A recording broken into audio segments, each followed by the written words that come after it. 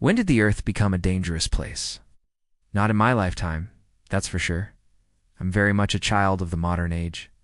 For me, land has been the safest place to be. But there was a moment in history when land was actually the danger zone, and the water was your best bet for survival.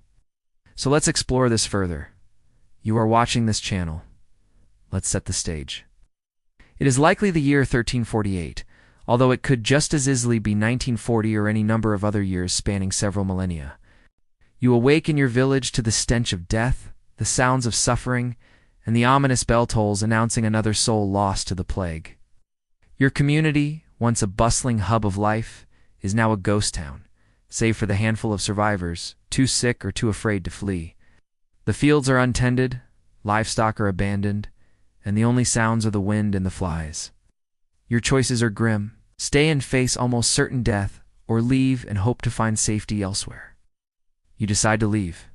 Your destination, an island off the coast, somewhere in the sea where infection rates have been significantly lower. You gather whatever provisions you can carry and make your way to the coast. There you clamber aboard a ship or boat, joining hundreds of others who have had the same idea. And as the vessel sets sail, you know you have taken the desperate gamble of your life. If you had chosen differently, staying in the village, you would likely die within weeks of exposure. But here on the ship the air is thick with fear and uncertainty. Storms, dwindling supplies, and the ever-present risk of pirate attack hang heavy over the voyage. Yet the captain presses on, navigating the treacherous coastline and hoping to reach calmer waters. Will this perilous journey be successful? Only time will tell. But if you survived, you found refuge on the island and lived to tell the tale. What we are examining here is a unique moment in human history, when the ground beneath our feet turned against us and the seas offered a precarious sanctuary. This was not a typical era. Rather, it represents a rare convergence of circumstances that made terrestrial existence perilous and aquatic habitats comparatively secure. There have been various instances throughout history where for a brief period of time, land became an unsafe place to be, forcing people to seek refuge in rivers, lakes, or the open sea. To identify the exact period in question, consider the following. When did the Earth become a dangerous place? Think back through history. What significant events come to mind? Perhaps the devastating Black Death that ravaged Europe in the 14th century, World War II, with its brutal air raids and ground invasions, or even the golden age of piracy, when vast stretches of the ocean were relatively safer than the landlocked settlements. Each of these scenarios offers a glimpse into a time when traditional safe havens became perilous and uncharted waters presented a tempting alternative. In each case, the reasons for seeking refuge in the water vary. During plagues, people fled inland areas with high infection rates to less populated regions or offshore islands. As seen with the Black Death in 1347 to 51, similarly. During conflicts or natural disasters, people evacuated coastal towns and cities to safer inland locations. Conversely, in times of widespread lawlessness or civil unrest, rural areas might have been unsafe, compelling people to seek protection in urban centers. Now let's look at 3 examples in greater detail. First, the Black Death. From 1347 to 1351, Europe was gripped by the Black Death, a bubonic plague that claimed an estimated 25 million lives. As the plague spread rapidly across the continent, people desperately sought refuge from the rampant disease. Many turned to the sea as an escape, fleeing to ships or isolated islands in the hopes of finding safety away from the densely populated landmasses where the plague was most prevalent. Some accounts suggest that during this time, the infection rate on ships and remote islands was significantly lower than in major cities. Thus, being at sea or on an isolated island became a strategy to avoid the deadly plague. This included individuals who fled to coastal areas and lived on boats for prolonged periods, effectively choosing the unpredictability of the ocean over the guaranteed peril of the land. Second, the Dunkirk evacuation during World War II. As German forces advanced during World War II, civilians and military personnel alike fled to the English Channel in a desperate attempt to escape the imminent danger on land. Between May and June 1940, over 330,000 British and Allied troops were rescued from the beaches and coastal towns of Dunkirk by civilian boats and fishing vessels. which were dubbed the little ships. These small vessels braved rough seas and enemy fire to evacuate soldiers who had been trapped on the beach by the advancing German army. This event exemplified a temporary shift in human behavior as people prioritized the relative safety of the water over the perilous conditions on the land-based battlefields. Even though the duration of this mass evacuation was relatively short, it marked a significant moment when the familiar roles were reversed and the ocean provided a haven from the dangers of war. Third, the Vietnamese boat people. Thousands of Vietnamese refugees embarked on perilous journeys by sea in an attempt to flee their country and seek asylum elsewhere. Between the 1970s and 1990s, these refugees, known as the Vietnamese boat people, faced immense hardships, including starvation, dehydration, and exposure to the elements as they braved the turbulent South China Sea.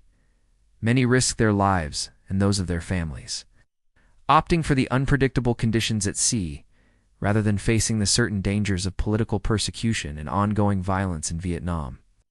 This exodus lasted for several decades, culminating in one of the largest maritime refugee crises of the late 20th century. These are just 3 examples, but there are more. The Siege of Tyre in 332 BC, an ancient city-state located on an island off the coast of modern-day Lebanon. Fearing the imminent capture of their island city by Alexander the Great's forces, the citizens of Tyre retreated to the sea. They abandoned their land-based homes and sought refuge on ships and in boats, effectively transforming themselves into a naval community. This siege lasted for 7 months, during which the inhabitants of Tyre survived solely on the resources available to them on the water. This episode stands out as a pivotal moment in maritime history, showcasing an early instance where people chose the uncertainties of the sea over the perils of terrestrial existence. So why do these examples stand out? It's all about the psychology of contrast. Humans are inherently land-dwelling creatures. Our instincts, habitat, and history are deeply rooted in terrestrial environments. Therefore, when circumstances force us to abandon our land-based sanctuaries and seek refuge in water, it becomes an extraordinary and noteworthy event. This inversion of our natural instincts compels us to take extraordinary measures, whether it's constructing makeshift boats or abandoning our possessions on land to seek safety at sea. Another crucial factor is naval superiority. Those who had access to ships or possessed the knowledge of maritime navigation and resourcefulness often enjoyed a distinct advantage in these situations. Shipbuilding skills, navigation techniques, and the availability of maritime resources played a critical role in determining survival. For example, in the case of the ancient Greeks during the Persian and Peloponnesian Wars, those with expertise in shipbuilding and seafaring were better equipped to construct and navigate the warships necessary to defend their city-states. Similarly, during the Age of Discovery, European explorers with advanced shipbuilding techniques and navigational instruments were able to venture farther and explore more of the world's oceans than their contemporaries, who lacked these technological advantages. The role of geography is also pivotal. Islands, ships, and coastal areas often emerged as safe havens or launching points for those seeking refuge or resources. During the height of the Black Death in the 14th century, for instance, some Europeans fled to remote islands, such as the Shetland Islands in Scotland or the Scilly Isles off the coast of England, in an attempt to escape the plague. These geographically isolated regions offered a temporary respite from the rampant disease afflicting mainland populations.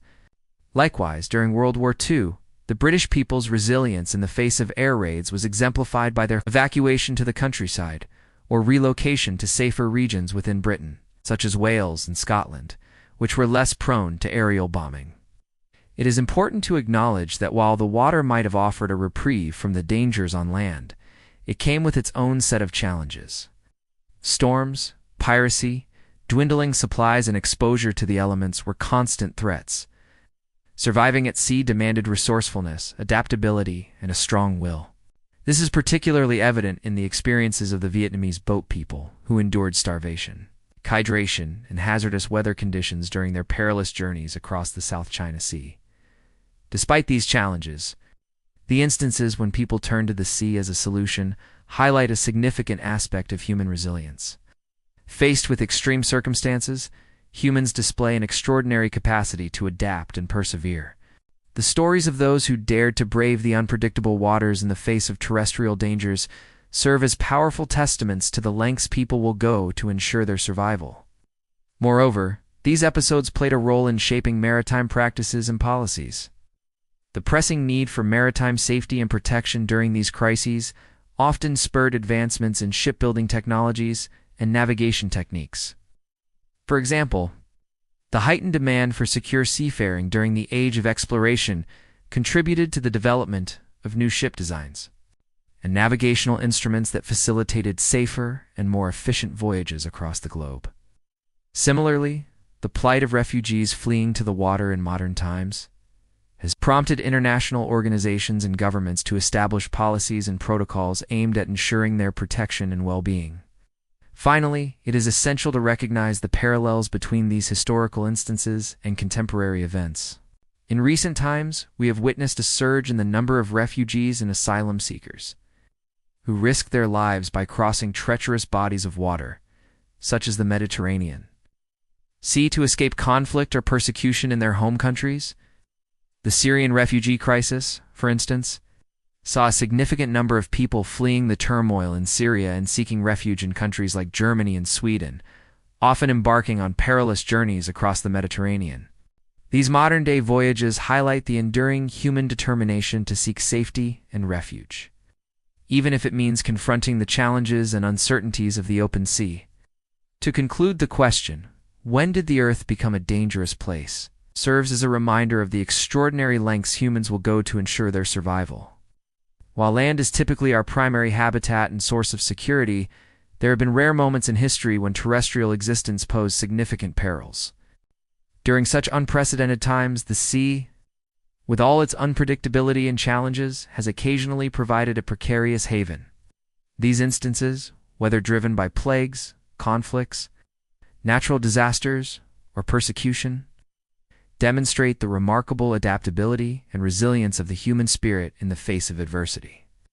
By examining these episodes, we gain a deeper appreciation for the tenacity and ingenuity that have enabled us to endure and thrive even in the most challenging of circumstances.